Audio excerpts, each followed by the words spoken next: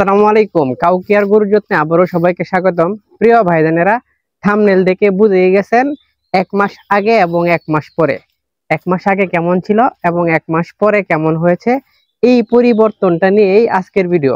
আমি আপনাদেরকে কথা দিয়েছিলাম এক মাস পরে এই বছরটার একটা ভিডিও দিব, এক মাসে কতটুকু পরিবর্তন হয়েছে এবং কিভাবে পরিবর্তন হয়েছে এই বিষয়টা আপনাদেরকে বলবো।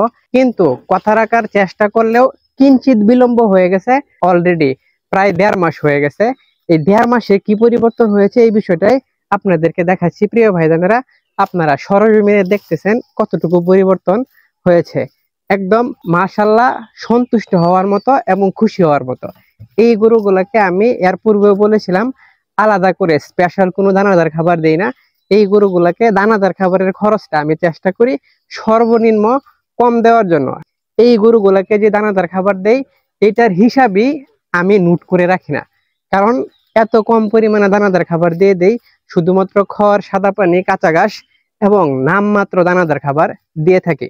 প্রিয় ভাইজানেরা, তাহলে নামমাত্র দানাদার খাবার দিয়ে কিভাবে প্রায় 1.5 মাসে বাছুরটার এরকম পরিবর্তন হয়েছে এই বিষয়টা আপনাদেরকে দেখাচ্ছি।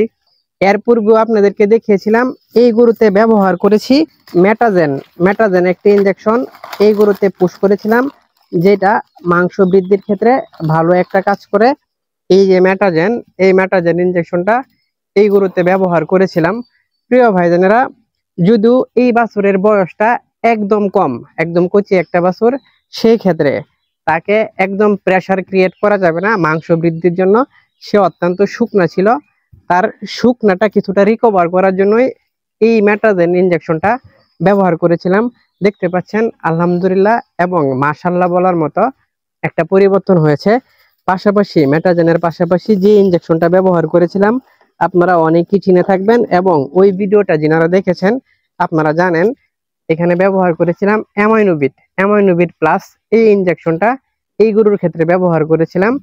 এই গরুতে দিয়েছিলাম 20 মিলি, একদম প্রতি সপ্তাহে একদিন এরকম করে তাকে 4 সপ্তাহ ব্যবহার করেছি।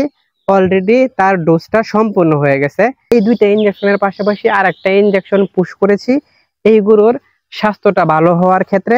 এই ইনজেকশনটা দেখানোর পূর্বে আপনাদের কাছ থেকে আমি একটু মতামত নিতে চাই। প্রিয় ভাইজানেরা, আপনারা একটু দেখা বলেন, পূর্বের ভিডিওটা যারা দেখেছেন ওই ভিডিওটার সাথে কম্পেয়ার করে দেখেন, দেখা বলেন, আমাকে কমেন্টে জানান। যদি ভালো রকমের একটা পরিবর্তন হয় তাহলে আমাকে জানান, এবং যদি ভালো রকম পরিবর্তন না হয় এটাও আমাকে জানাইতে পারেন। যদি পরিবর্তন না হয় এটা যদি আমাকে জানান, আমি এখান থেকে শিক্ষা নিতে পারবো। আর যদি পরিবর্তন হয় এটাও যদি আমাকে জানান, আমি এখান থেকে অনুপ্রাণিত হইতে পারবো। প্রিয় ভাইজানেরা, আরেকটা ইনজেকশন এটার পাশাপাশি ব্যবহার করেছিলাম, সেই ইনজেকশনটা ছিল মেগাসল। এইখানে এসল দেখতে পাচ্ছেন, এসল আমি ওই ভিডিওতে উল্লেখ করেছিলাম। এসল, মেগাসল এবং কেটাফোস এই জাতীয় গ্রুপের যে কোনো ইনজেকশন ব্যবহার করতে পারেন।